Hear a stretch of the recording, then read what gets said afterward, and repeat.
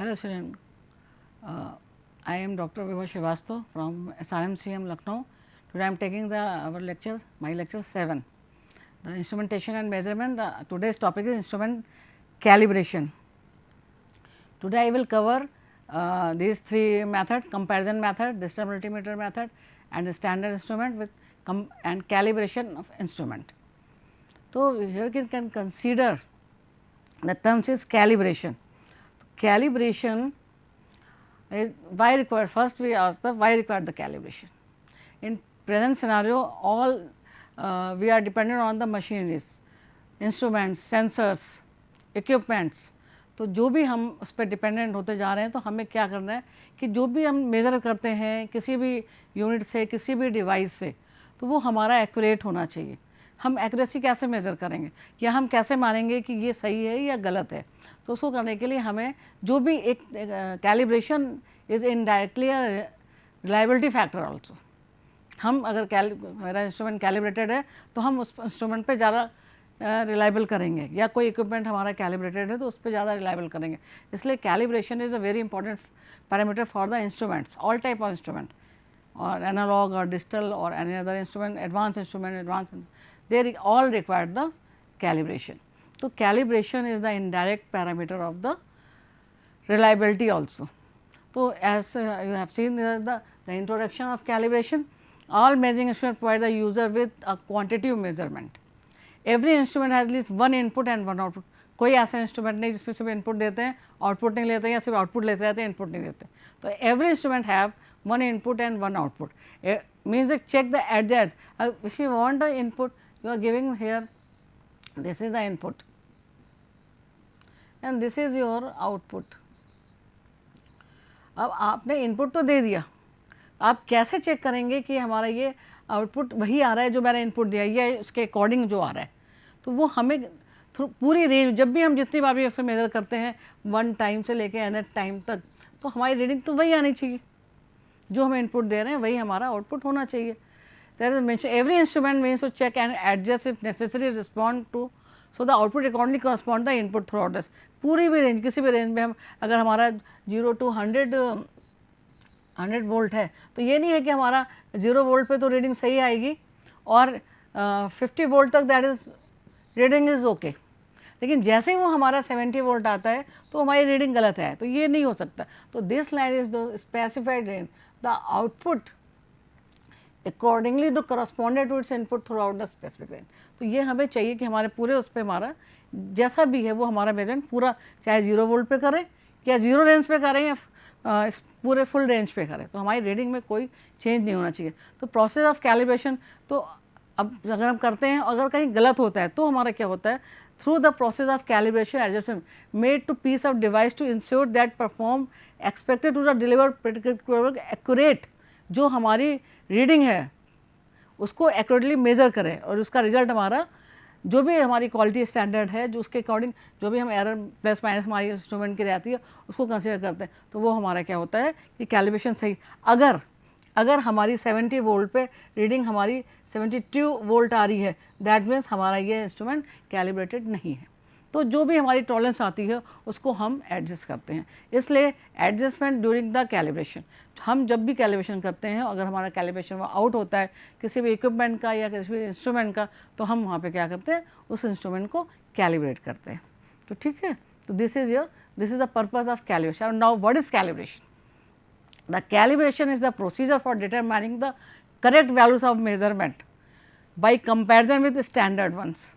The standard of device which comparison made is called a standard instrument, and the instrument which is known and it is the calibrated is called test instrument. जिस instrument का हमें, जो भी हमने जैसे volt meter की बात कर रहे थे, तो वो जिसमें हमारी रीडिंग गलत आ रही है तो वो हमारा टेस्ट इंस्ट्रूमेंट है, और जिससे हमें कुछ एक ऐसा चाहिए, स्टैंडर्ड वैल्यू चाहिए जो कि हमारा उससे हम कंपैरिजन कर पाएँ कि ये हमारा सही है. और ये आप जो इसमें देख रहे हैं, ये हमने छोटा सा एग्जांपल लिया है, ये डेड वेट टेस्टर है. ये भी हमारे एक कैलिब्रेटर यूज़ करते हैं. तो यहाँ पे क्या करते हैं, आप देख रहे हैं कि ये अगर हमने यहाँ पे अगर हमने ये वेट रखा, this is the known weight. बहुत सिंपल में बता रहे हैं, डिटेल में आगे कभी डिस्कस करेंगे. तो ये अगर हमें गेज को, ये हमारा गेज है, any type of gauge, pressure gauge, level gauge, जो भी हमें गेज लगाना है, और इस हिसाब से जो हम स्टैंडर्ड वेट रखते हैं उस हिसाब से यहाँ पे हमारे उसमें डिफ्लेक्शन रीडिंग आनी चाहिए। तो हमारा कैलिब्रेशन, और कैलिब्रेशन आउट हो गया तभी हम कैलिब्रेट कर रहे हैं। जब हम इसको कैलिब्रेट करते हैं तो जो भी स्टैंडर्ड वेट, सपोज हमने 10 kg रखा, you're is putting the 10 kg, तो इस मीटर में रीडिंग कितनी आनी चाहिए? 10 kg आनी चाहिए। अगर नहीं है तो हम इसको यहाँ पॉइंटर से एडजस्ट करते हैं और फिर हम उसको अगेन फिर अप एंड डाउन रीडिंग लेते हैं और फिर मेज़र करते हैं 0 से 10 kg। अगर जब तक 10 kg यहाँ जो हमने वेट यहाँ रखा है और जो ये हमारा सपोज टेस्ट इंस्ट्रूमेंट है और ये हमारा स्टैंडर्ड इंस्ट्रूमेंट है, इन दोनों की रीडिंग जब तक बराबर नहीं आएगी तब तक हम उसे कैलिब्रेट करते हैं। This is the calibration. This is the small scale or mechanical dead weight tester calibrator that is using for the gauges. Why calibration is required? Calibration चाहिए क्यों हमें?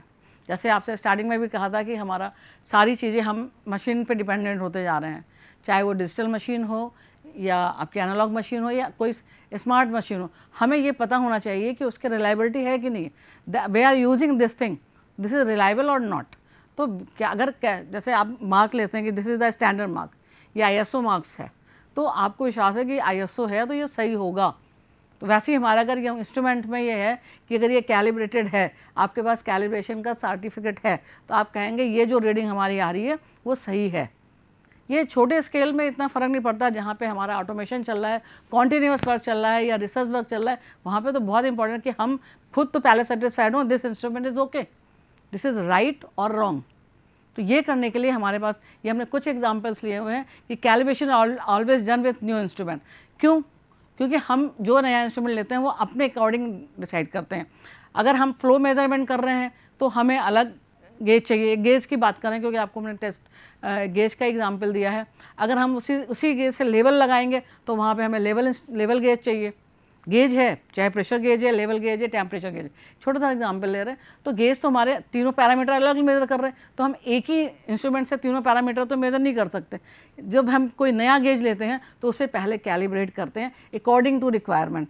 अगर किसी को 5 kg की ज़रूरत है, किसी को 20 kg की ज़रूरत है, तो हम एक ही प्रेशर गेज से सारा प्रेशर तो मेजरमेंट नहीं कर सकते, या वेट मेजरमेंट, कुछ भी जो भी हमारा कैलिब्रेशन है और ये इंस्ट्रूमेंट के हिसाब से होता है, इसलिए ये नहीं कह सकते कि ये डिसाइडेड है। तो इसलिए जब भी कोई नया इंस्ट्रूमेंट होता है तो उसको हम अपने अकॉर्डिंग कैलिब्रेट करते हैं। ये हमारा होता है first with the new instrument. When instrument out of calibration, अभी आपको बताया था स्टार्टिंग में कि हमारा अगर 0 से 100 वोल्ट का वोल्टमीटर है और हम 70 पे हमारा 75 या 71 आ रहा है, तो हमारा उस इंस्ट्रूमेंट का कैलिब्रेशन आउट है। आप एक बार करेंगे, ये भी हो सकता है कभी कभी कि स्टार्टिंग से ही 0 लेवल से आउट हो जाता है, कभी कभी क्या करता है स्पैन पे जाके आउट होता है। तो हमने आपको बताया मिड पे 50 तक वोल्टेज आपकी सही आ रही थी वोल्ट मीटर से, लेकिन आफ्टर 50 वोल्ट 60-70 जब हम हायर रेंज पे जाते हैं तो मेरा कैलिब्रेशन आउट हो गया। तो वहाँ पे भी हमें उस इंस्ट्रूमेंट की, जो भी मेजरिंग इंस्ट्रूमेंट है उसको हमें कैलिब्रेट करना है। When a specified use operating our is elapsed, her machine की हर उसकी लाइफ है कि आपको इतना इसको यूज़ करना है।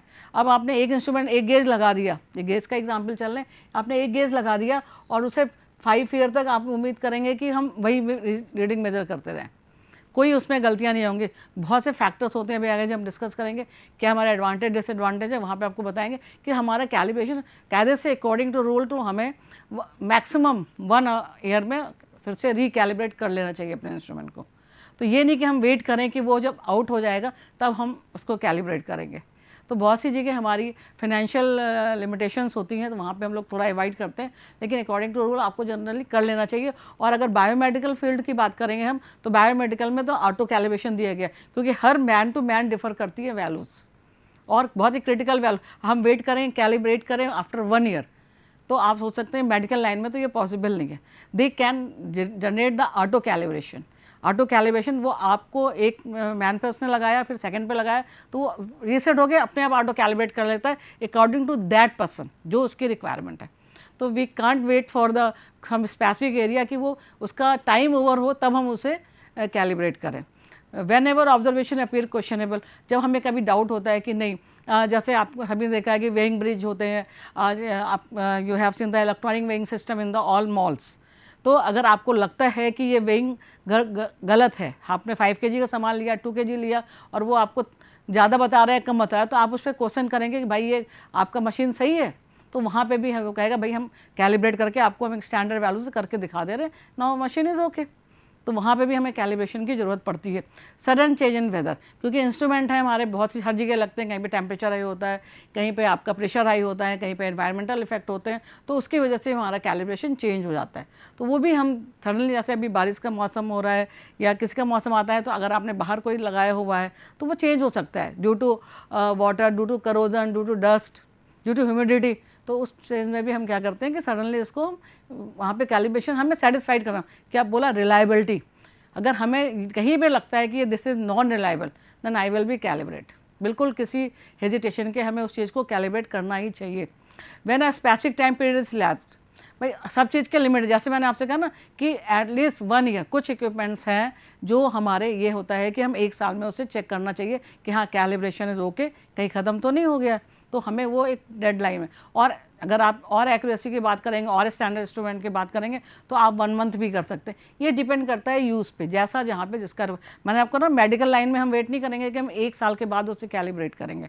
कोई भी इंस्ट्रूमेंट मेडिकल हमारे आज के आप देख रहे हैं, हर जो जहाँ पे प्रिसाइज वैल्यू चाहिए तो वहाँ पर लिमिट नहीं है, लेकिन we are using the general purpose instruments we are using कि हाँ बहुत फ़र्क नहीं पड़ता है +-10 वोल्ट से, या जो भी हमारी रेंज है वहाँ पे हम मिनिमम, मैंने बोला maximum 1 year you can change up and down as per your requirement, as per your condition. तो these are the parameter for we require. Calibration procedures, अब भाई कैलिब्रेशन क्या होता है, क्यों यूज़ करते हैं, बहुत इंपॉर्टेंट पैरामीटर है आज की डेट में कि हम इसे अवॉइड नहीं कर सकते। तो वैसे ही हमारे ये 2 टाइप से हमारे कैलिब्रेशंस होते हैं जनरली। अगर ये हमने आपको बताया है प्रोसीजर्स, अगर हम वैसे बात करेंगे अकॉर्डिंग टू योर रिक्वायरमेंट, तो वो अलग टाइप्स हैं। टाइप्स ऑफ कैलिब्रेशन डिफरेंट, जहाँ पे यूज़ करेंगे जिस फील्ड में। अगर आपने मैकेनिकल कैलिब्रेशन किया तो मैकेनिकल कैलिब्रेशन, डिजिटल कैलिब्रेशन किया डिजिटल, इलेक्ट्रिकल किया इलेक्ट्रिकल, इलेक्ट्रॉनिक्स इक्विपमेंट किया, तो वो that is classification is different. यहाँ पे हम क्या प्रोसीजर फॉलो करते हैं वो हम आपको बता दें। तो पहला प्राइमरी कैलिब्रेशन है। प्राइमरी कैलिब्रेशन में हमारे जो डायरेक्ट इंस्ट्रूमेंट जो प्राइमरी स्टैंडर्ड से यूज़ करते हैं, जैसे फ्लो मेजरमेंट करना है हमें फ्लो मीटर से आपको, तो हम क्या मेज़र करते हैं, हम फ्लूइड का टाइम लेते हैं और उसका हम जो वॉल्यूम है मास लेते हैं उसको हम मेज़र करते हैं। तो वहाँ पे हमारा क्या है, वो डायरेक्ट मेजरमेंट है। अब जब सेकेंडरी कैलिब्रेशन होता है, जो प्राइमरी स्टैंडर्ड के कैलिब्रेशन से होता है, उसे हम वहाँ पे सेकेंडरी, ये 2 तरह के होते हैं, एक होता है डायरेक्ट कैलिब्रेशन और एक होता है इनडायरेक्ट कैलिब्रेशन। तो आप डायरेक्ट कैलिब्रेशन में देख रहे हैं, वही आगे भी डिस्कस करेंगे कि we can compare in the दो हम कोई इंस्ट्रूमेंट सीरीज में लगाते हैं, जिसका एक को स्टैंडर्ड मानते हैं, एक को टेस्ट मानते हैं। अगर हमने ये मान कोई anything you can use anything, side change कर देते हैं कि ये हमारा सोर्स है, एनी सोर्स, और ये हमारा कोई भी टेस्ट इक्विपमेंट है या इंस्ट्रूमेंट है, you can say the instrument है। तो यहाँ पे आप कैलिब्रेशन, तो एक को हम क्या करें, सोर्स को जनरली हमने क्या मान लिया, ये हमारा स्टैंडर्ड है, और ये हमारा क्या है, जिससे हमें टेस्ट इक्विपमेंट, जिससे मुझे टेस्ट करना है। कोई भी यूज़ कर सकते हैं, भी आगे दिखाएंगे, लेकिन ऐसा नहीं है। जो भी हमारा स्टैंडर्ड है वो एटलीस्ट उसकी एक्यूरेसी 4 टाइम, मिनिमम 4 टाइम ज़्यादा होना चाहिए जिसको आप टेस्ट कर रहे हैं, जिस इंस्ट्रूमेंट का हमें कैलिब्रेट करना है, और जिस इंस्ट्रूमेंट से हम कैलिब्रेट कर रहे हैं उसमें मिनिमम रिक्वायरमेंट है कि that standard instrument will be more accurate minimum 4 time, उससे 4 टाइम उसकी ज़्यादा होनी चाहिए। अभी आगे हम डिस्कस करेंगे तब बताएंगे आपको। तो ये हमारा क्या हो गया, डायरेक्ट, कि वी कैन कंपेयर, 2 यूनिट लेते हैं और दोनों को हम कंपेयर करते हैं। एक स्टैंडर्ड होता है, एक हमारा नोन होता है, जो जिसका हमें कैलिब्रेट करना है, और हम उस चीज़ को वैल्यू रखते जाते हैं, उसको हम अप एंड डाउन्स में हम उसको इंक्रीजिंग ऑर्डर डिक्रीजिंग ऑर्डर में करते हैं, और हम सोचते हैं कि हमारा ये कैलिब्रेशन हो गया। अभी आगे डिस्कस करेंगे। इनडायरेक्ट कैलिब्रेशन में क्या होता है, इनडायरेक्ट कैलिब्रेशन में जो हमारा प्रोसीजर होता है, two different adopting some similarity concept. हमारी 2 डिवाइस अलग अलग है, फ्लो मेजरमेंट कर रहे हैं, एक हमारा दिस सोर्स है, एक हमारा दिस सोर्स है, ठीक है। तो एक स्टैंडर्ड एक ही है, लेकिन डिवाइस हमारे पास 2 है। अब हमें फ्लो मेजरमेंट का करना है, 2 फ्लो मेजरमेंट, तो हमें क्या है, जो उसकी सिमिलरिटी कॉन्सेप्ट है। अगर हम फ्लो मेजरमेंट का करते हैं तो हमारा उसमें दोनों जो भी डिवाइस है, दोनों का रेनॉल्ड नंबर सेम होना चाहिए। तो सिमिलरिटी कॉन्सेप्ट यहाँ पे क्या हो गया, रेनॉल्ड नंबर्स। तो वहाँ पे हमारा क्या है, that is your indirect calibration. तो डायरेक्ट कैलिब्रेशन हम डायरेक्ट करते हैं, और इनडायरेक्ट कैलिब्रेशन में हमारा क्या होता है, we can consider the equivalence of the two different devices adopting some similarity concept. तो सम सिमिलैरिटी कॉन्सेप्ट यहाँ पे क्या है, अगर फ्लो मेजरमेंट में बात कर रहे हैं तो रेनॉल्ड नंबर्स, हमारा जो भी फ्लो है, हमारे मीटर अलग अलग हो सकते हैं, सोर्स एक ही है, लेकिन उसका रेनॉल्ड नंबर दोनों के एक ही होने चाहिए, दोनों डिवाइस जिसको हम कैलिब्रेट कर रहे हैं with the help of indirect method. तो ये हमारा हो गया। अब कुछ एग्जांपल्स ले रहे हैं। ये हमारा पहला मेथड है, comparison of direct method of DC volt meter. तो यहाँ पे हमने क्या किया हुआ है कि डीसी वोल्टेज, भाई पावर सप्लाई तो चाहिए हमें, तो आप देख रहे हैं हमने वोल्ट मीटर को हम कैलिब्रेट करें। एक हमारा स्टैंडर्ड है और दूसरा हमारा क्या है, ये हमारा जो भी हम कैलिब्रेट करेंगे।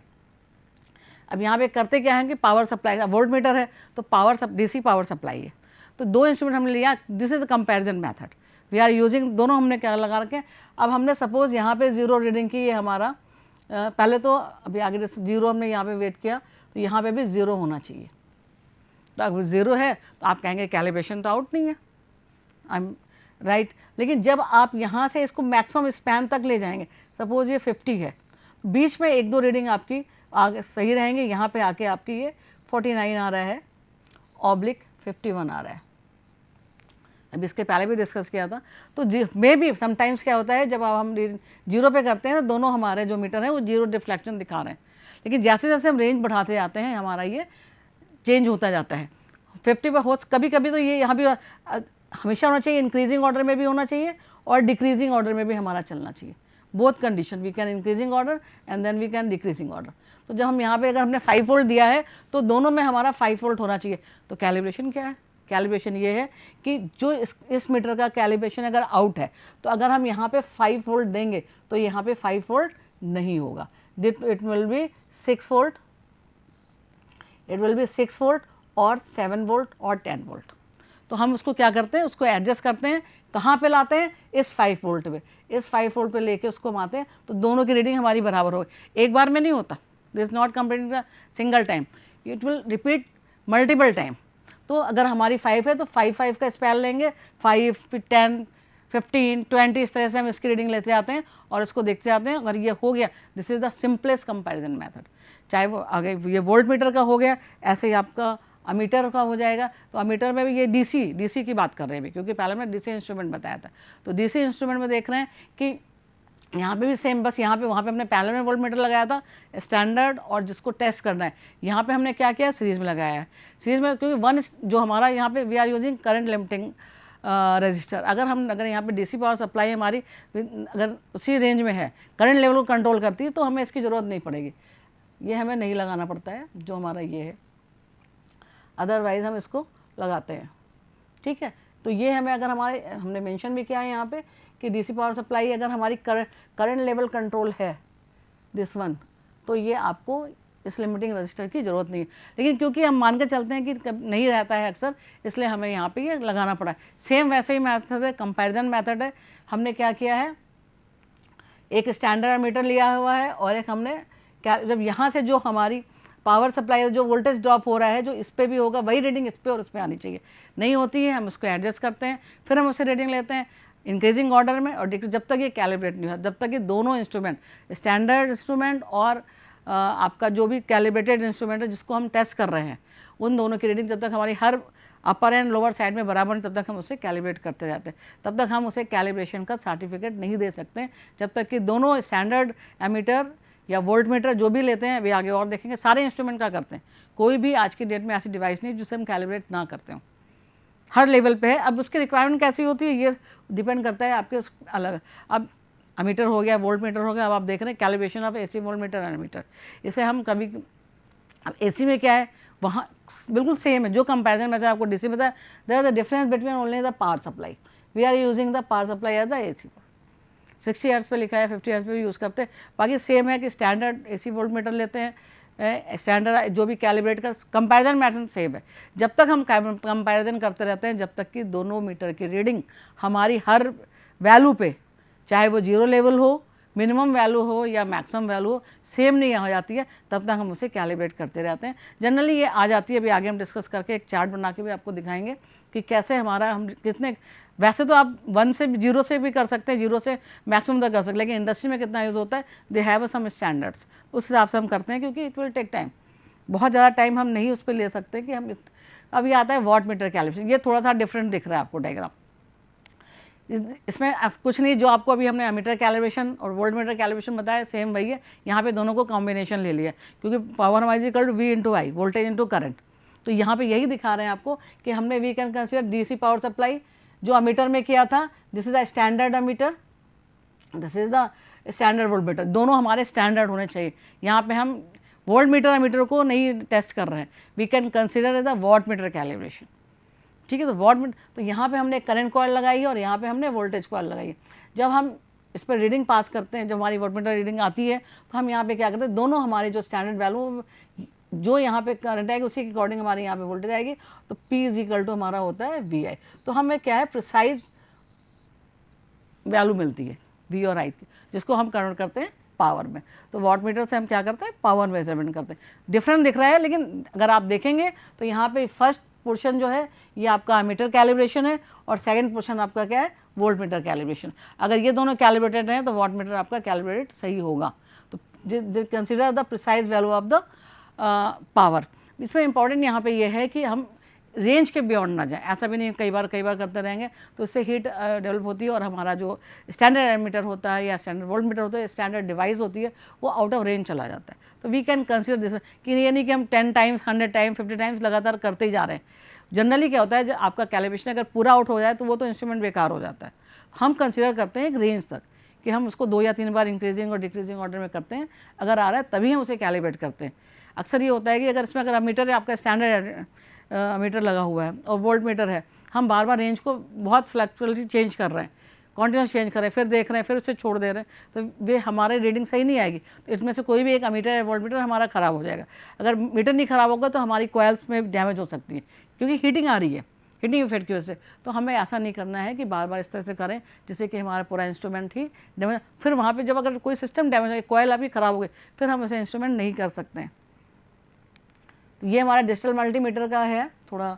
तो पावर सप्लाई आपकी जैसे देख रहे हैं कि एक एनालॉग मीटर है, दूसरा डिजिटल मीटर है पावर सप्लाई से।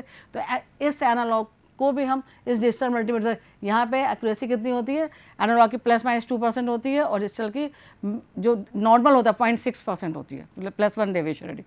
तो ये आपको दोनों हमने चीज़ें दिखाई हुई हैं। इसमें क्या है, हाई जो आपका DVM है, हाई एक्यूरेट DVM से दूसरे डिजिटल वोल्टमीटर वो कर सकते हैं। बेंच टाइप सिर्फ एक्यूरेसी का फ़र्क है, वहाँ पे 0.63% थी डिजिटल वोल्ट जिससे कैलिब्रेट कर रहे थे। इसमें दूसरे एक डिजिटल मीटर को दूसरे मैंने क्या कहा 4 टाइम ज़्यादा होनी चाहिए। ऐसे ही आपकी बेंच टाइप की होती है ±0.01%, और जो डिजिटल मीटर हम कैलिब्रेट कर रहे हैं उसकी होती है मैक्सिमम 0.1%। तो डिफरेंस इतना होना चाहिए जब भी हम कोई इंस्ट्रूमेंट को कैलिब्रेट करते हैं। You have the some calibrator pictures हमने कुछ लगाई हैं, क्योंकि आज की डेट में ऑटोमेशन है, वहीं पे हम इंस्ट्रूमेंट को निकाल के कैलिब्रेट नहीं करते हैं, हम वहीं पे जाके लगा उसे कैलिब्रेट कर देते हैं। तो ये हमारा आपने देखा बगल में हैंडहेल्ड कैलिब्रेशन दिखाया हुआ है।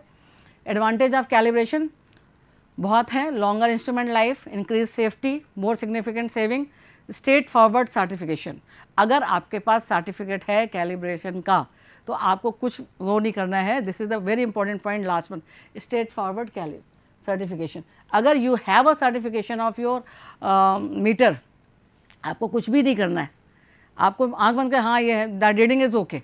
ये देखिए स्मॉल स्केल में इसका फ़र्क नहीं पड़ता है, लॉन्ग टर्म ऑटोमेशन प्लांट है, अगर आपका सिस्टम कैलिब्रेटेड, आपको अगर नहीं है तो प्रोडक्शन कम होता है या ज़्यादा होता है। अब डिसएडवांटेज क्या है, डिसएडवांटेज सबसे बड़ा ये है कि आप एक्यूरेट मेजरमेंट कर रहे हैं, नॉइज़ है, वाइब्रेशन है, बहुत सी जगह रहते हैं, पावर प्लांट है तो नॉइज़ भी है, वाइब्रेशन है, तो वहाँ भी कितना भी, तो वहाँ तो बहुत फ्रिक्वेंटली हमें करना पड़ता है, या हम प्लस माइनस लेके चलते हैं कि इतना हमारे % एरर है। फिर added complexity when measuring individual transducer, क्योंकि एक कैलिब्रेटर से एक ही क्वांटिटी मेजर होती है। प्रेशर है तो प्रेशर कैलिब्रेटर, इलेक्ट्रिकल है इलेक्ट्रिकल कैलिब्रेटर, मैकेनिकल है तो मैकेनिकल कैलिब्रेटर। जैसे आपको दिखाया था हैंडहेल्ड था, तो हैंडहेल्ड कैलिब्रेटर ये नहीं कि एक ही हैंडहेल्ड से सारा कर दें। हाँ, अब क्योंकि टेम्परेचर, लेवल, प्रेशर, फ्लो ये सब एक कॉम्बिनेशन में बनते हैं, तो उसका कर सकते हैं। All calibration process needed for a particular transducer, तो मतलब डेडिकेटेड ट्रांसड्यूसर हमें चाहिए होता है उसके लिए, जब भी हम जिसको मेजर करते हैं। This is the biggest. ये नहीं होता कि एक कैलिब्रेटर बना लिया और सारी चीज़ कैलिब्रेट कर दी। जो कैलिब्रेशन करना है, चाहे वो एडवांस में भी होता है, लोअर में भी होता है, हायर में भी होता है, जैसी रिक्वायरमेंट है। एक वोल्ट मीटर है, 2 साल में एक बार करते हैं। एक हमारा जो एक आपके एयरपोर्ट में अगर हमारा कोई CRO यूज़ हो रहा है तो उसका कैलिब्रेशन बहुत ज़रूरी है। एक मेडिकल लाइन में यूज़ कर रहा है तो सभी का अलग अलग है। ये नहीं कर सकते कि एक जनरल पर्पस कैलिब्रेटर लेके we can calibrate all 3 areas, no. तो ये हमारे एडवांटेज और डिसएडवांटेजेस है। Thank you.